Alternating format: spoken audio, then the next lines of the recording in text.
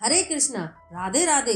गाय माता ने स्त्रियों को क्यों दिया था श्राप? दोस्तों, कौन सा था वह श्राप जो गाय माता ने स्त्रियों को दिया था, जो आज हर मनुष्य और स्त्रियों को गौ माता का यह श्राप भोगना पड़ रहा है। मेरे प्यारे मित्रों, आज की यह कहानी बहुत ही ज्यादा ज्ञानवर्धक है, वह बहुत ही ज्यादा प्रेरित करने वाली है। सच मानिए, आपकी आंखों में भी आंसू आ जाएंगे यदि आप इस कहानी को सही ढंग से सुन और समझ लेंगे, और आप भी हमेशा हर किसी की मदद करने के लिए तैयार हो जाया करेंगे। दोस्तों, गाय माता वैसे भी पूजने योग्य है और हमारे भारतवर्ष में पूजी भी जाती है।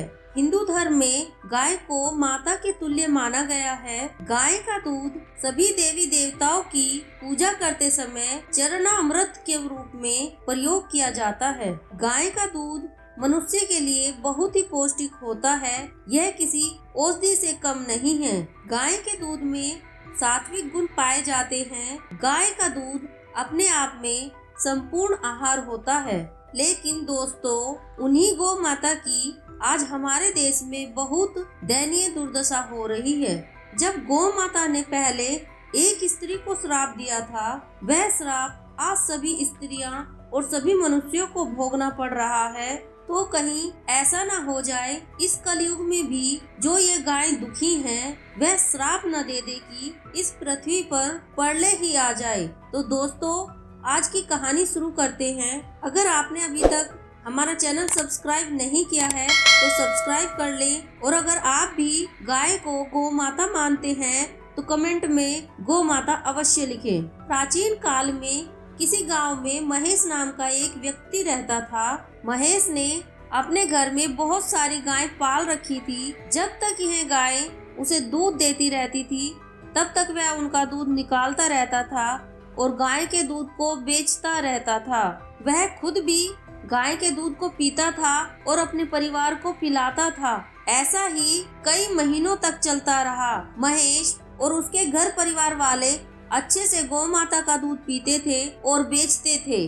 दूध बेचकर महेश को जो पैसा मिलता था, उससे उनका खर्च भी बहुत मजे से चलता था। कहते हैं एक समय ऐसा होता है जब गाय माता दूध देना बंद कर देती हैं। जब गाय माता दूध देना बंद कर देती हैं, तो महेश उन्हें चारा डालना बंद कर देता था, ना ही वह उन्हें पानी पिलाता था। जो गाय दूध देना बंद कर देती थी, महेश उस गाय को जंगल में छोड़ देता है। तब वह गाय इधर उधर खेतों में भटकने लगती है। ऐसा ही 2-4 दिन चलता रहा। गौ माता इधर उधर भटकती रही। एक दिन ऐसा होता है कि गौ माता एक जगह खड़ी हो जाती है और बहुत जोर से रोने लगती है और रोती रोती कहती है कि हे भगवान, आपने हमें गाय क्यों बनाया है? हे प्रभु, इस मनुष्य ने मेरे साथ बहुत अन्याय किया है। यह मनुष्य ऐसा है कि जब तक मैं इसे दूध देती रही, तब तक इस मनुष्य ने मुझे अच्छा चारा खिलाया, अच्छा भोजन कराया, मेरी अच्छे से सेवा की, पानी पिलाया, मेरा बहुत अच्छे से ध्यान रखा। लेकिन जैसे ही मैंने दूध देना बंद कर दिया, तो इसका मतलब ही निकल गया और इसने मुझे इतनी ठंड में इस खतरनाक जंगल में दर दर की ठोकर खाने के लिए छोड़ दिया है, और गर्मियों में भी मैं भूखी प्यासी मरती रहती हूँ।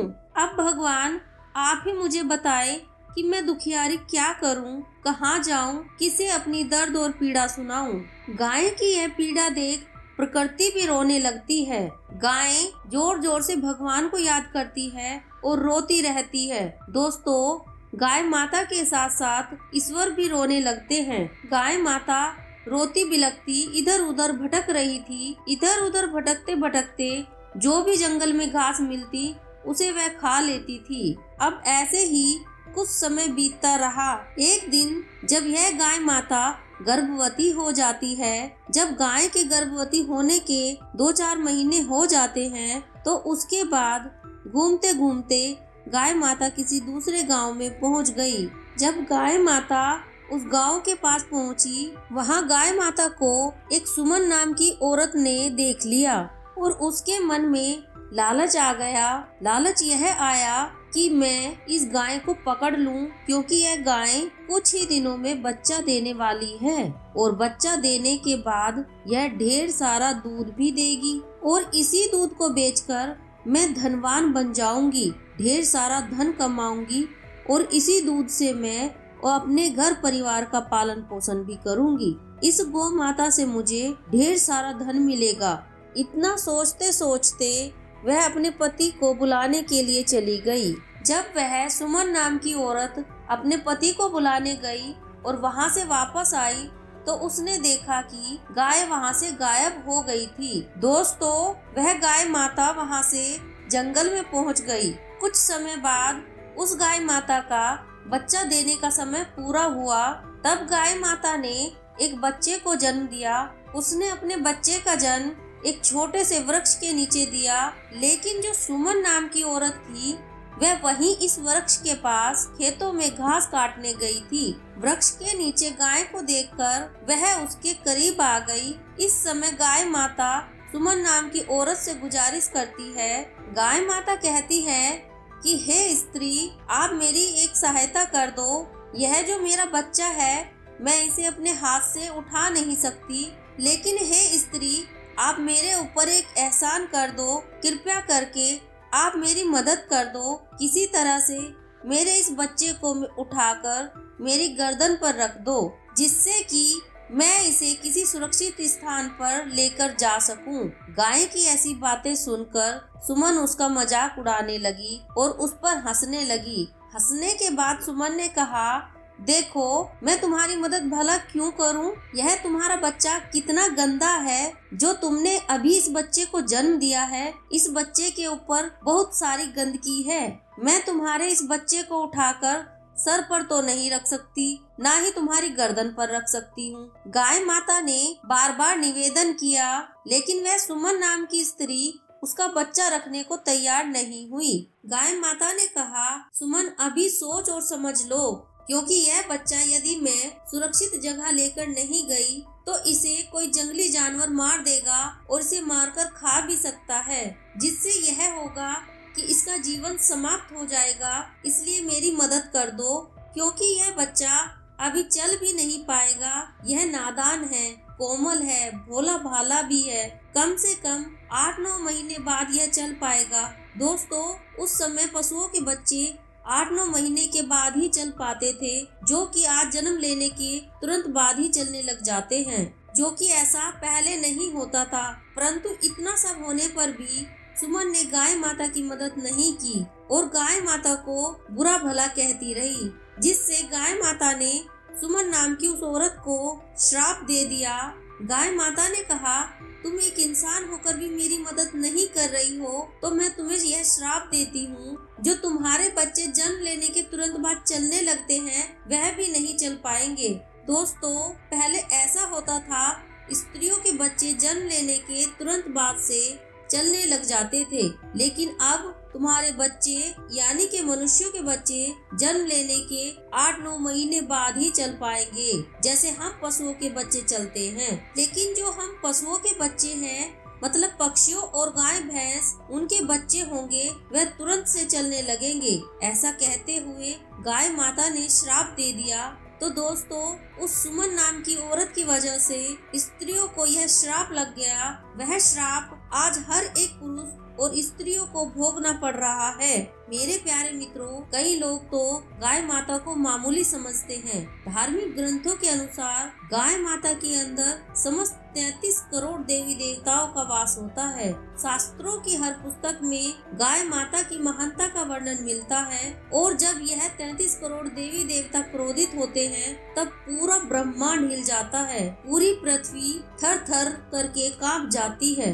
दोस्तों, यही कारण है कि पहले मनुष्य के जो बच्चे होते थे वह तुरंत पैदा होने के बाद चलने लगते थे। आपने प्रमाण भी देखा होगा, सुखदेव जी ने जब जन्म लिया था तो वह जन्म लेते ही जंगल के लिए घर से निकल गए थे। व्यास जी भी जन्म लेने के तुरंत बाद चलने लगे थे। एक नहीं, इसके हजारों प्रमाण मिलते हैं। लेकिन यह जब से गौ माता का श्राप लगा है तब से जो पशुओं के बच्चे होते हैं वह जन्म लेने के तुरंत बाद चलने लगते हैं, लेकिन इंसान यानी कि मनुष्य के बच्चे, स्त्रियों के बच्चे गौ माता के श्राप की वजह से 9 महीने में ही चलने लायक हो पाते हैं। शास्त्रों के अनुसार यह माना जाता है कि जिस स्त्री का बच्चा 9 महीने या 8 महीने से पहले ही चलने लगता है तो मान लीजिए उसके घर पर गाय माता का विशेष आशीर्वाद है, यानी कि वह लोग गाय माता को सच्चे हृदय से पूजते हैं और उनकी सेवा करते हैं, उन्हें खिलाते हैं। पूर्व जन्म में उन्होंने गाय माता की बहुत ज्यादा सेवा की होगी। तो दोस्तों, यह श्राप गाय माता ने उस सुमन नाम की स्त्री को दिया था। गौ माता की यह घटना एकदम सत्य घटना पर आधारित है। तो दोस्तों, इस कथा से हमें यह सीख मिलती है कि यदि कोई जीव हमसे सहायता मांगता है तो हमें दिल खोलकर उसकी सहायता जरूर करनी चाहिए। जितनी भी आपकी सामर्थ्य है, अपनी सामर्थ्य अनुसार किसी की मदद अवश्य करें, क्योंकि यदि हम सहायता करने लायक हैं तो हमें किसी की मदद अवश्य करनी चाहिए, क्योंकि यदि हम किसी की मदद नहीं करेंगे तो हो सकता है हमें भी किसी की बद्दुआ लग जाए। पहले जो श्राप हुआ करता था वह इस कलयुग में बद्दुआ हो गया है। अगर किसी मनुष्य को बद्दुआ लग जाती है तो उसका समय धीरे धीरे खराब होने लगता है, घर में तंगी आने लगती है। तो दोस्तों, अगर आप गाय माता को सच्चे दिल से मानते हैं और उनकी पूजा करते हैं तो कमेंट में जय गौ माता अवश्य लिखें। दोस्तों, अगर आपको हमारी वीडियो अच्छी लगी है तो वीडियो को लाइक करें और हमारे चैनल को सब्सक्राइब करें। जय गौ माता, जय माँ लक्ष्मी।